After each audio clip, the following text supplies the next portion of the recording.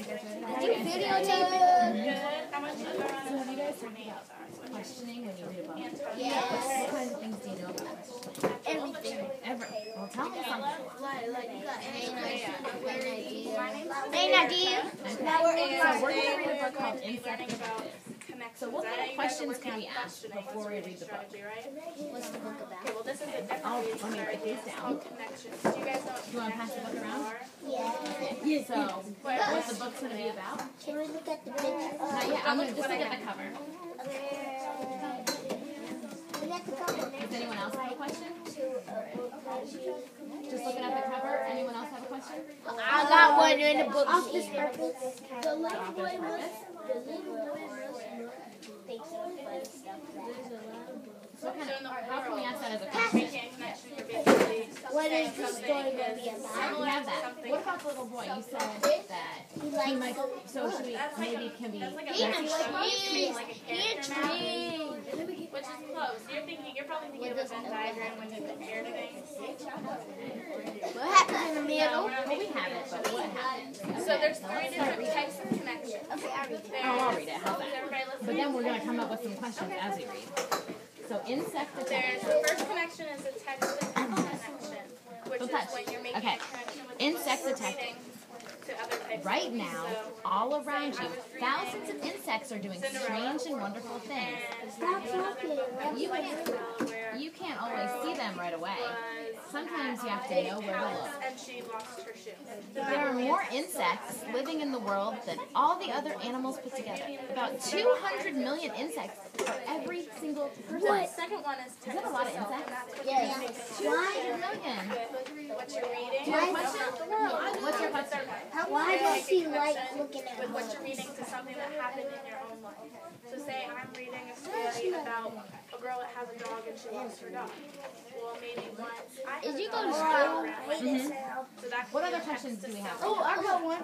What is then his the third favorite type of book? connection What is his favorite thing? and that's when you're making connections Looking with at reading books. I think it's the pretty to other cultures. So say I'm reading How old is about something that happened Let's in keep your reading. that would be the last one. So do you guys understand the 3 types of connections? Listen, over by the fence, can you hear a scratching sound? A wasp is scraping away at the post with her strong jaws. She's collecting wood. She mixes it into a soft pulp in her mouth. When she has enough, she'll help the other wasps build a nest out of paper. Wasps often collect different kinds of wood, which makes their nest look stripy, Today we're going to do just like the insects who made them. and I brought a book. Not all kinds of wasps live together, but many of them do. Insects that live together are called social insects. You guys can each have your notepad. You're a wasp. Ants always live together. They usually make their nests underground. Finding an ant's nest is easy. First find an ant, then follow it. It might stop to chat with some other ants along the way, because they can communicate by touching their antennae together.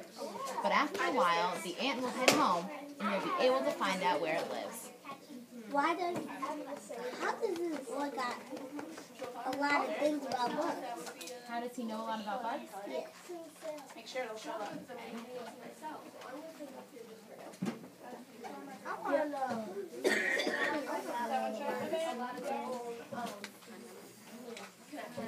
I want to know like what made it. Okay, now while I'm reading along in the book, I want you to write down those post-it notes. Anytime that you don't need to write text. Can you put that away, please? But anytime you hear a connection, I want you to stick it on your desk, and at the end, we'll try and sort them into text-to-text pieces as well.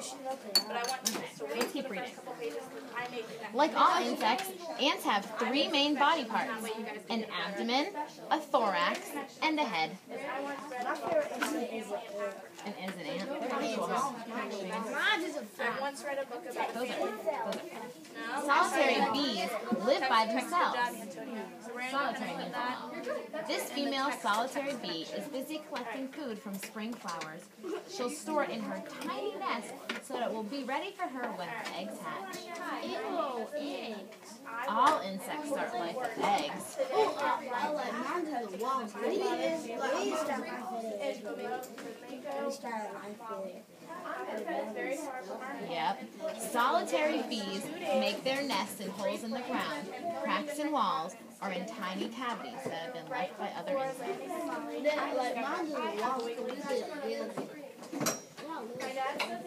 Many animals like to eat insects for dinner. So some insects use camouflage to blend in with their surroundings. Butterfly, like cockroaches. We'll have to find out, won't we? Look at this crinkly brown leaf. Oh, it's a leaf.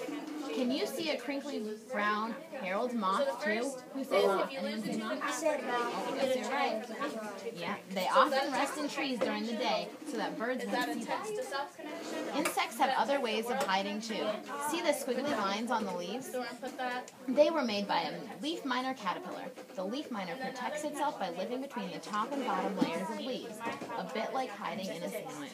Mice gonna have to hide. Hide recording yourself in your back is making that. As long as you can. Next time I want Yes. Let's see if you're right. Lift up a stone and you might see an earwig scuttle out. They like to hide in the damp and the dark. The pincers on the tips of their abdomens make them look kind of scary. But don't worry, they're completely harmless. Female earwigs are very good mothers. They work hard to keep their eggs clean, turning and washing them regularly. When the young hatch, their mothers bring them food until they're old enough to look after themselves. It's some kind of bug that apparently. Oh, earwigs, they go in your ear. Oh, yeah. They go in your ear. No, because look, they can't go in your ear because you got something right. Well, they can kind of go and they just. Like, is that like a snake used to have? Like, it looks like a snake. It was like. Oh, we've been working on centipedes in science class. Huh? We've been working on centipedes in science class. They all eat out of the same big bowl using their eyes. Does that text to text? Can we put that away? So I say they all eat out of the same big bowl like I eat out of the same bowl with my family. Text the world, and why is it a text? We could have. I was trying to be quick about it because I only have a little bit of time. Of course, you might find some creatures under there that aren't insects. Spiders, centipedes, woodlice, slugs, and look, a baby frog. It's easy to tell whether something is an insect or not. All you have to do is count the legs. 1, 2, 3, 4, 5, 6. If it has 6 legs, it's an insect. If it doesn't, it isn't. Well, frogs are my favorite. One of my favorite animals. Does anyone else have any questions? Me. What's your question? What's your question? Why do you like slugs? Why does he like those slugs. He likes my baby frog. At night to tell stories and Anyone play else have a games. question? It reminds me of the time Yeah. I went camping with my friends. So you want to tell me what kind of connection this is? Is it a text-to-text connection? Go ahead. What kind of connection is it?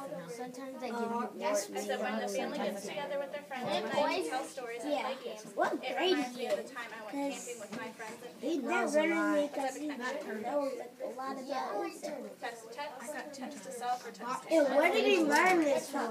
Good job. Oh, thank you.